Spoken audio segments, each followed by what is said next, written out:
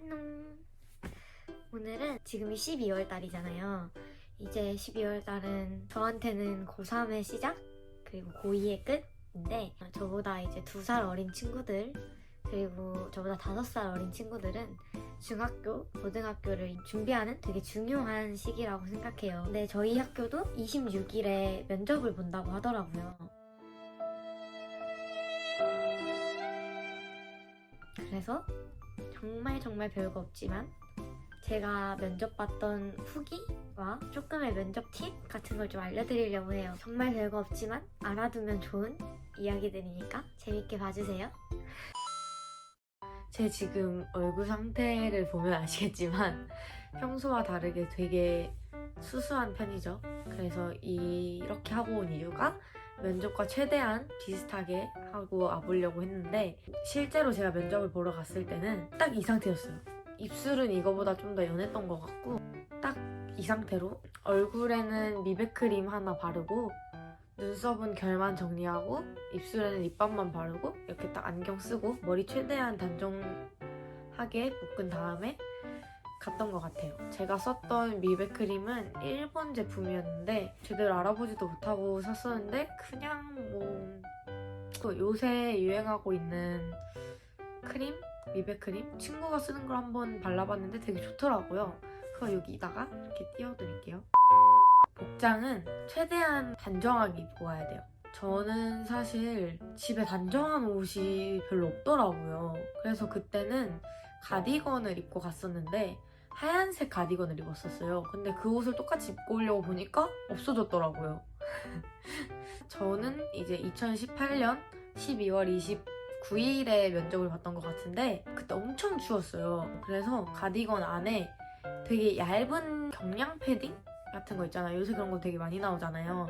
그거 하얀 색깔을 안에 입고 그 밖에 가디건을 입고 바지는 검정색 스키니진 같은 걸 입었던 것 같아요. 지금 생각해보면 슬랙스 같은 걸 사서 입었어도 될 것 같긴 한데 그때는 되게 급하게 면접 복장을 준비를 했었어서 그렇게 입고 갔고 겉에 패딩을 입고 갔어요. 그리고 면접을 보러 학교에 딱 가서 저희는 영어과, 일본어과, 중국어과, 프랑스어과, 독일어과 이렇게 있는데 다른 반은 어떻게 봤을지 모르겠는데 저희는 프랑스어과랑 독일어과가 한 반에 있었어요. 그래서 한 4, 50명 정도 되는 인원이 있었던 것 같고 제가 거의 끝번호였어요. 근데 이제 갈 때 선배들한테 이제 물어봤죠. 뭐 챙겨가야 되냐, 뭐 들고 가야 되냐 이렇게 많이 물어봤는데 간단하게 먹을 음식이나 간단하게 읽을 책 같은 걸 들고 가면 좋다 그러더라고요.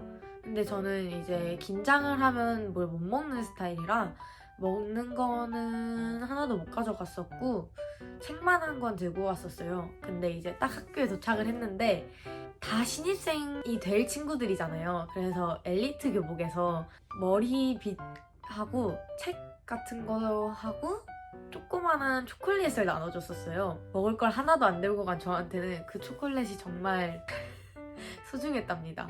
중간에 기다리다 보니까 당이 너무 딸리는 거예요. 그래서 초콜릿 꺼내 먹고 다른 친구들은 막 과일도 싸와서 먹고 그랬어요. 그리고 책 들고 갔던 건 단 한 줄도 안 읽었어요. 계속 잤던 것 같아요, 저는. 근데 다른 친구들은 예상 질문지 같은 거 들고 와가지고 막 공부하고 책 읽고 남는 시간에 자고 그랬던 것 같아요. 이렇게 대기를 하다가 이제 한 명씩 불려서 나가요. 나가면 처음에 복도에 앉아서 순서를 기다려요, 이렇게. 그러면 학생의 선배님이 옆에 이렇게 지도해 주시는 분이 한 분 계신데 그분이 핫팩도 주시고 담요도 주시고 복도가 되게 추웠거든요. 그게 되게 위로가 되더라고요. 이제 면접 준비실에 들어가요. 그러면 선생님 한 분이 앞에 계시고 스톱워치를 딱 키시면서 2개 공통 질문 중에 하나를 선택을 하고 자기가 대답할 답변을 생각을 해라 이렇게 딱 하면서 스톱워치를 딱 키세요. 그러면 면접 질문 2개 중에 내가 대답을 할 질문을 선택을 하고 답을 생각을 하는 거예요. 그러고 면접 준비실에서 그 스톱워치 시간이 끝나면 이제 면접실에 들어가겠죠? 문을 열고 들어가는 순간부터 문을 열고 나가는 순간까지 나는 면접을 보고 있다라고 생각을 하셔야 돼요. 잊으면 안 돼요. 딱 문을 열고 들어가서 되게 당당한 눈빛으로 웃는 얼굴로 들어가요. 그 다음에 의자가 이렇게 딱 하나가 놓여져 있고 그 앞에 선생님 세 분이 이렇게 앉아 계세요. 면접관님 세 분이. 그러면 3대1 면접인 거죠. 의자 옆에 서서 안녕하세요. 저는 몇 번 정민지입니다. 라고 얘기를 하고 선생님이 앉으세요 하면 앉는 거예요. 근데 제가 여기서 제일 크게 실수했던 점이 수험번호가 보통 5자리에서 6자리 이렇게 나오잖아요. 만약에 10558 이렇게 있다고 쳐요. 10558 그러면 이거를 10558 정민지입니다. 이렇게 얘기를 해야 되는데 그런 식으로 면접을 본 게 처음이었어서 저는 만 558번 정민지입니다. 이렇게 얘기를 했던 거예요. 사실 별 문제는 없는데 그렇게 얘기를 했더니 면접관님께서 1058번 정민지입니다 라고 얘기를 하면 더 편할 거예요 라고 말씀을 해주셔서 너무 창피한 거예요 그 순간에. 그래서 1058 정민지입니다 감사합니다 이렇게 얘기를 했던 것 같아요. 정말 너무 창피했어요. 그렇게 앉아서 제가 전 준비실에서 준비를 했던 질문을 대답을 해요. 공통질문 답변하겠습니다 라고 얘기를 하고 저는 어떤 질문을 선택을 했는데 제 생각은 이렇습니다 라고 얘기를 해요. 끝입니다 라고 얘기까지 하면 면접관님께서 잘 들었습니다. 그럼 이제 개별 질문 시작하겠습니다 하고 제 자소서나 생기부를 보고 질문을 2-3가지 정도 하세요. 그럼 그거에 따라서 대답을 하고 이제 나가보셔도 됩니다 라고 하면 일어나서 감사합니다 인사 한 번 더 하고 나가는 거예요. 나갈 때 내가 질문 대답을 잘 못한 것 같은데? 라고 생각을 하면서 엄청 떨면서 막 이렇게 나가면 안 되고요. 그 나가는 순간까지 당당하게 나가야 됩니다.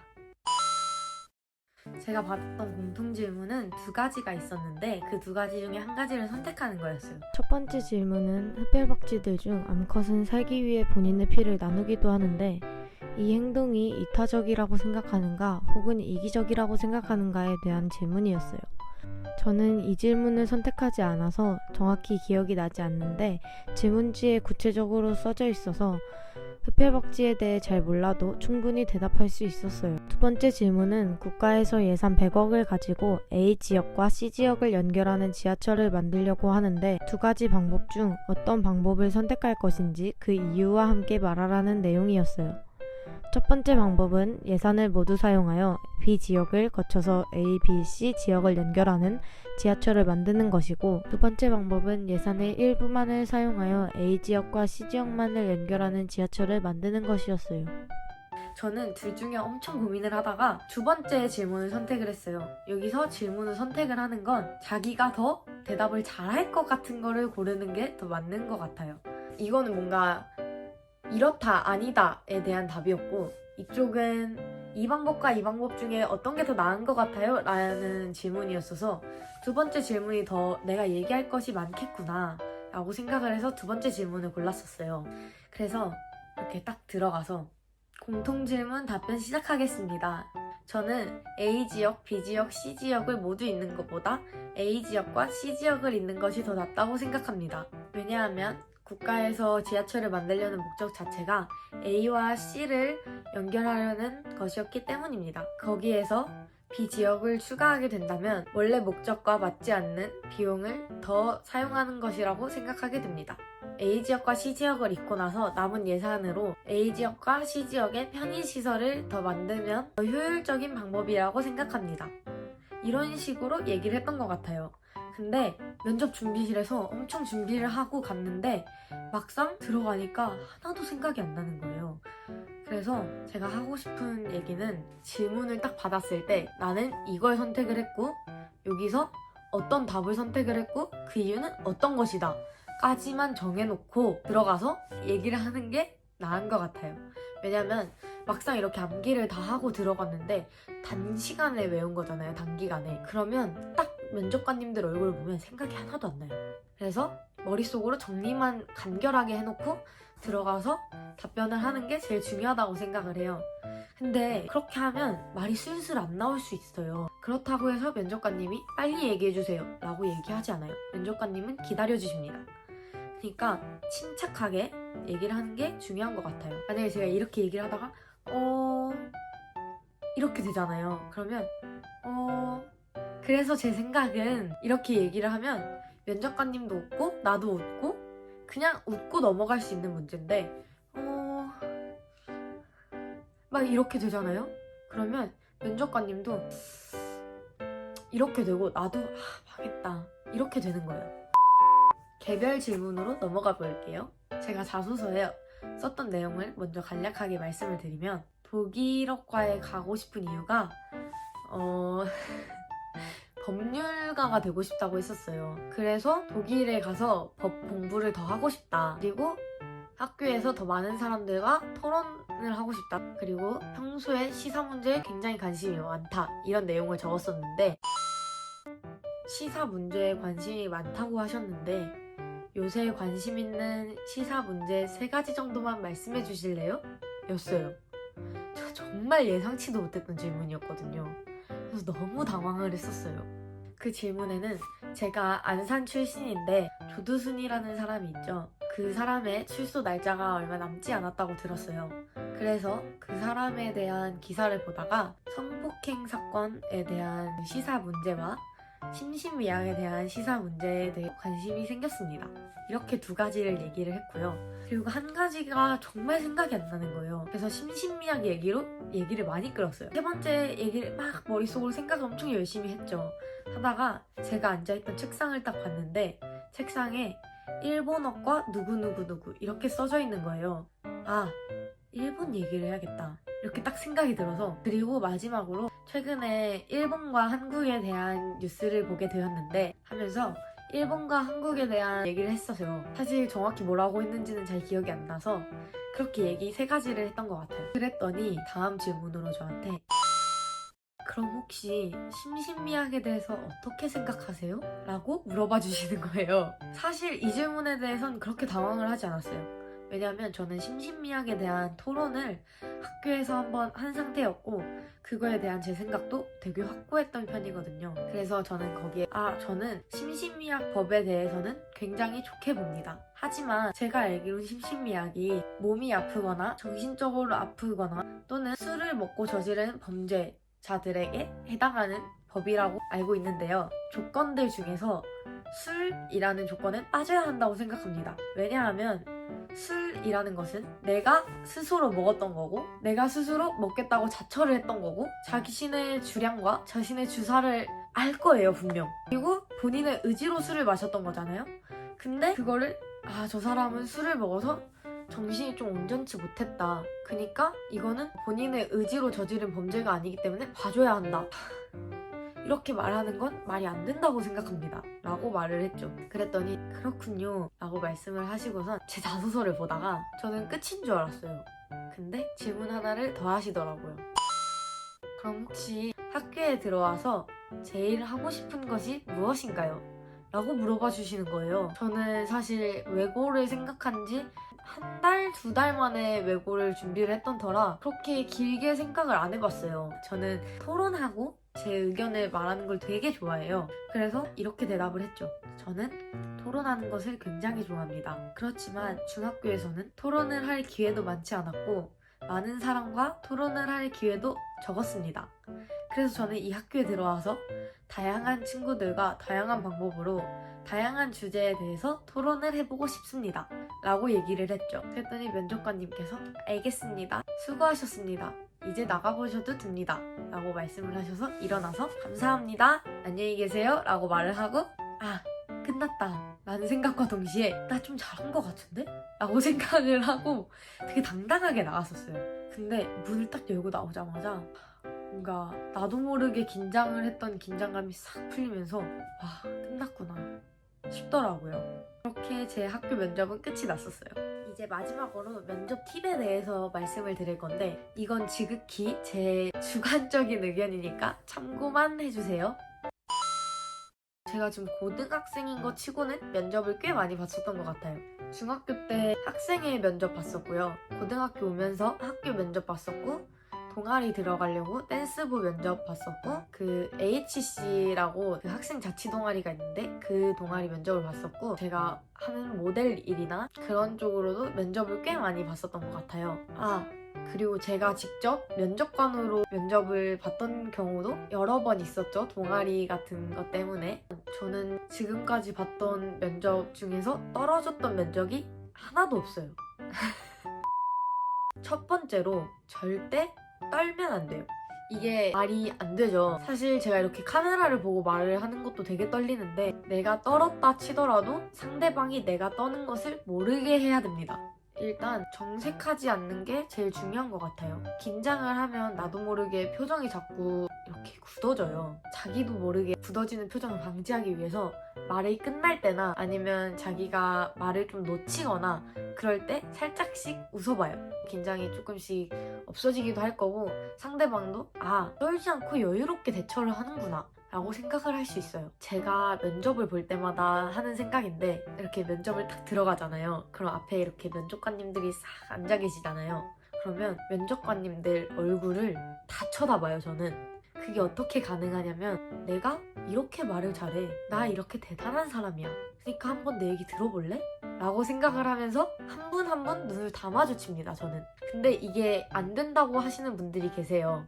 그럼 제가 그런 사람들한테 뭐라고 말을 하냐면 앞에 있는 사람을 면접관이 아니라 다른 사람으로 생각해보는 게 어때? 예를 들면 가장 친한 친구라던가 가족이라던가 아니면 자기가 좋아하는 캐릭터라던가 저 앞에 있는 사람 뽀로로야 이렇게 생각을 하는 거예요. 그러면 뭔가 마음의 부담이 좀 내려가고 그렇게 생각을 하고 면접관님들을 보잖아요? 그러면 자기도 모르게 웃음이 나요. 그러면 좀 긴장도 덜어지고 아까 말했던 효과를 낼 수 있습니다. 두 번째로는 방금 얘기했던 것처럼 눈을 똑바로 쳐다보세요. 자기가 아무리 표정이 굳었다고 해도 사람들의 눈을 다 쳐다보고 얘기를 하잖아요. 그러면 당당한 것 같은 효과를 줍니다. 내가 이렇게 정색을 하고 얘기를 해도 제 생각은 이래요.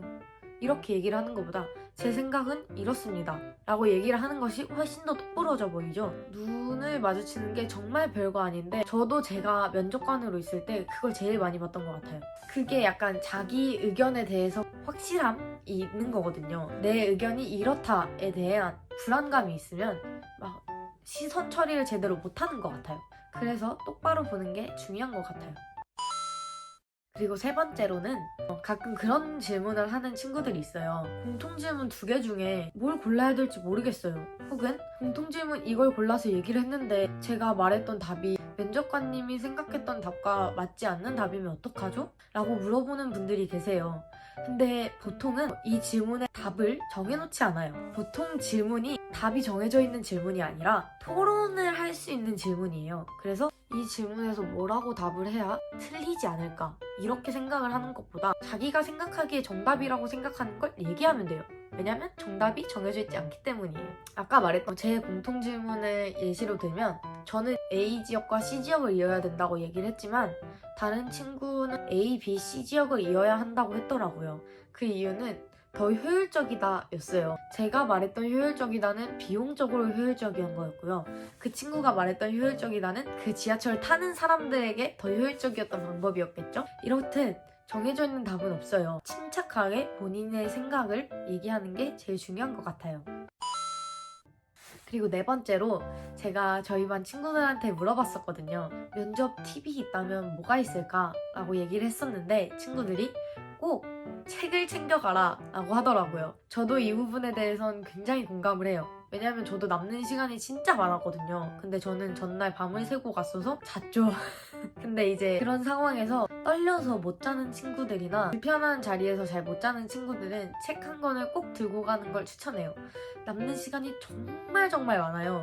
근데 그렇다고 해서 그 자리에서 면접 질문 공부를 하기에는 정해져 있는 면접 질문이 없다 보니까 뭔 질문이 나올지를 솔직히 모르잖아요. 아무리 예상 질문을 뽑아갔다고 해도.